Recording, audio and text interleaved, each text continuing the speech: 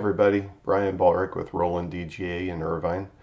I am here again to answer another question from the field, and this time we're talking about the General tab within our VersaWorks 6 RIP software.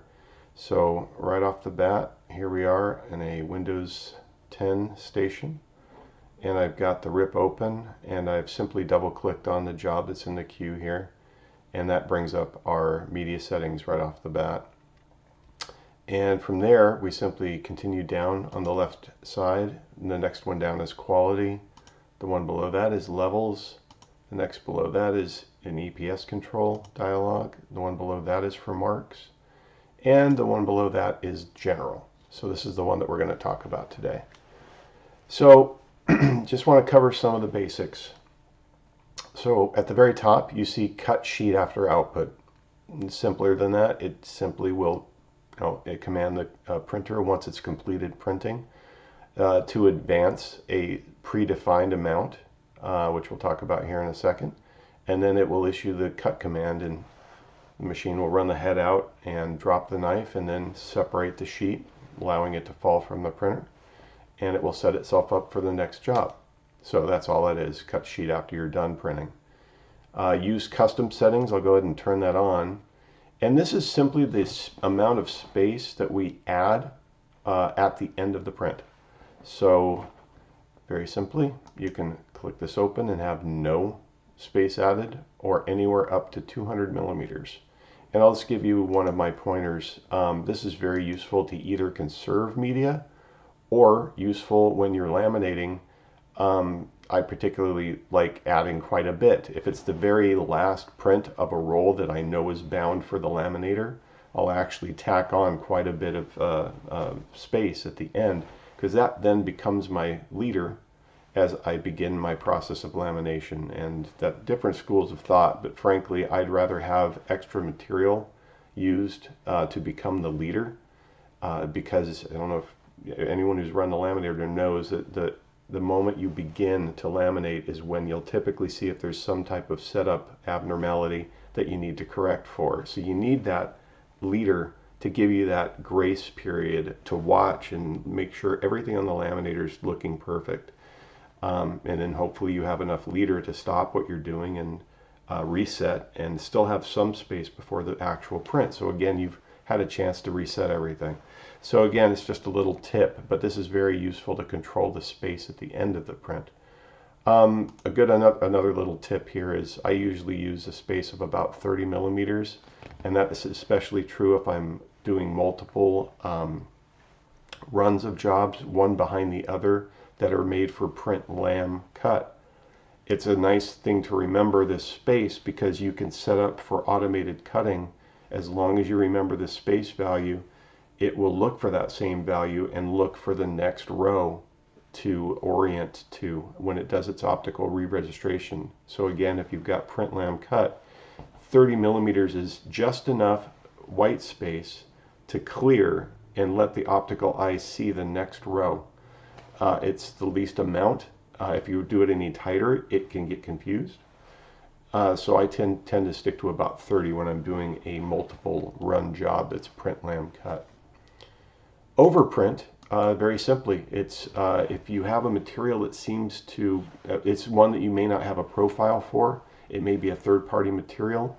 A good example might be backlit. Backlit materials, to get that opacity when you lay it up against light to make it not look too washed out, you might want to add a second layer of ink, building it up so that you get 2 hits of ink for every, what would be a 1 hit.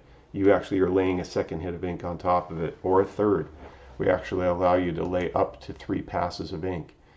Again, this is only when you have those times where you want to take control and lay more ink down, but that's a good example. Is typically a backlit. Moving down, we have media feed controls. So this is really, really important. I'm going to talk to you a little bit about this one in specific, because it relates so much to print quality. I have it right here set for its default, which is to use the default media setting. So let's cover that real quick. Notice if I go back up here and go to quality settings and change the material from generic vinyl. And I'm going to go ahead and move that to a lightweight banner vinyl. Now, typically banner vinyl, any banner material, are typically rather thick. But now you'll notice if I go back down to the general tab and I notice that if I'm using the default, which is basically saying whatever the profile has commanded within the profile. So whenever they made the profile for that material, for LBV2, they pre-programmed a media feed calculation into it so that when you load the profile, this populates and becomes the correct value for that thickness of material. And the media feed now, as you've noticed, is updated. It's no longer 0. It's jumped up to 0.8%. So I'll give you my rule of thumb. I tend to not use defaults. I tend to change this to printer settings, and I'll explain why. Media feed has everything to do with the thickness of the material. So what we're doing is this is a computation concerning the thickness and the way that we drag material. Because we pinch material using our pinch wheels and drag it through, as the material gains thickness, we have to change the value of how much per pass that we need to advance the material so that that next pass is exactly where it needs to be to make a beautiful print that doesn't have overlapping bands, ones that are laying on top of each other, or worse, ones that are too far apart and actually showing white space between them. This is that control. So by selecting printer settings, this is where to be at a printer, I would use, what I use is actually the print head cleaning test. And I look at the adjoining blocks of color to see what that gap is. And I can make adjustments on the printer very simply through the command structure on the front menu. It's about two clicks away, and you start increasing the value or decreasing the value. And I would print that print several times, always watching for that perfect position where I'm not seeing a white space between the two blocks of color, and I'm not seeing an overlap where they're laying on top of each other, creating a dark line. So that is my way of doing it. The main reason, it's not just the fact that the material is thicker, it can have everything to do with how well the material is traveling through the printer. This may sound crazy, but different materials drag differently. In this case, we're talking about a banner material. I know for a fact that it has a somewhat of a rough backside. It's not a smooth paper finish like a lot of materials are.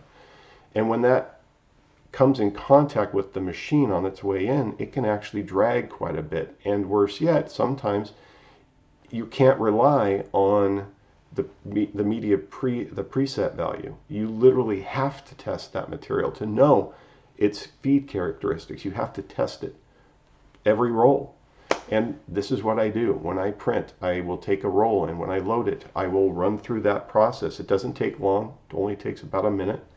And you're checking that media feed cal to literally get the correct value for this instance.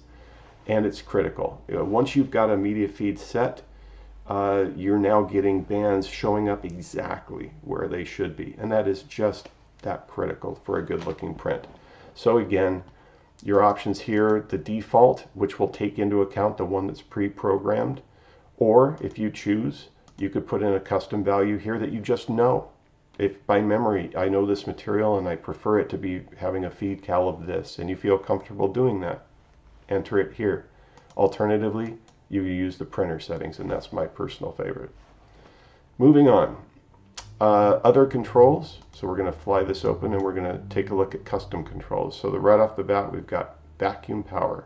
And this strictly is the machine bed has a several fans that are operating as a slight suction to the bed itself, so that as material comes through, the vacuums create a pull, a suction underneath the material to help keep it flat as it's being fed through the machine, and we're printing on it. We can control that with either a strong or a normal amount. That's all it is. It's a variance of vacuum power. If you're having trouble, if you're seeing that a material is rather flimsy, a lot of materials in the industry, they try to cut costs and they are very thin and they're not very rigid. The best feeding materials will always be the ones that are more rigid. They hold their own shape as they're being pinched and being pushed and pulled through a machine. If they have their own strength and torsion to hold their shape and to stay flat, they're always going to feed better. The least fun ones to work with are the really thin ones, because they don't want to lay flat. They're flimsy. You push and pull and they start to change, and they may cockle and ride up and create buckling.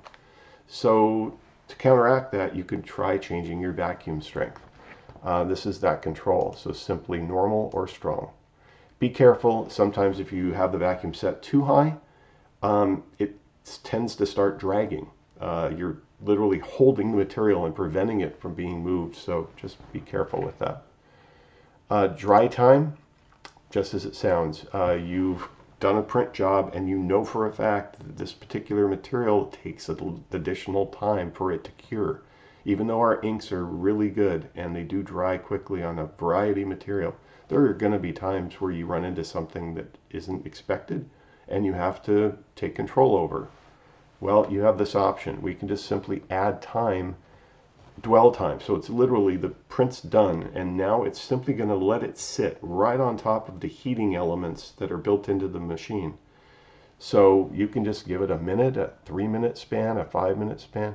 And I typically have used this specifically when a material's, a good example, the BG's, the BG2 series has a white ink option. So white ink on several materials tends to dry slower. So I'll pre-program this, and I'll usually add anywhere, like usually a 3-minute span is plenty. Sometimes it's just a minute.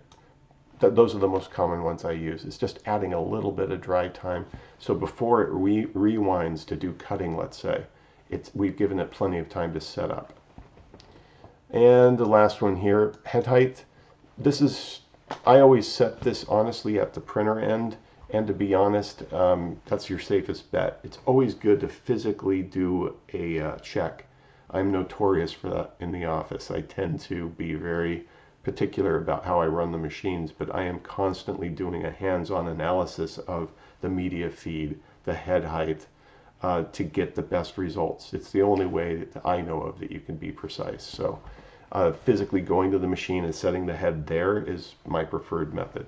If you choose to, you could command the machine through this to set for a height. However, just so you know, it is a manual operation. So whatever I set here, let's say if I set it for high, so I'll change this and I'll go to high, and I send this job, and the machine happens to be at a low head height, it'll simply beep and ask for your help, and it'll say, please move head to position high, and then it will continue the job.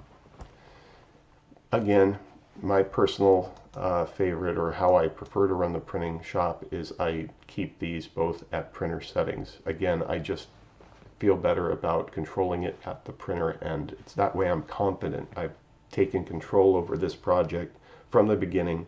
I know how the machine is set up, so I feel confident that whatever I do here at the software, I don't have to worry about those anymore.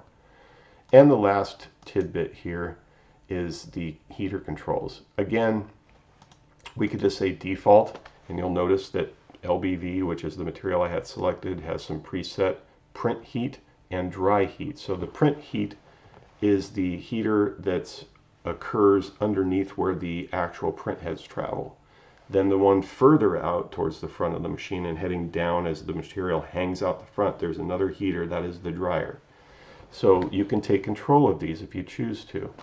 Again, I tend to use printer settings, and again, same reason going back to my other reasoning with the others.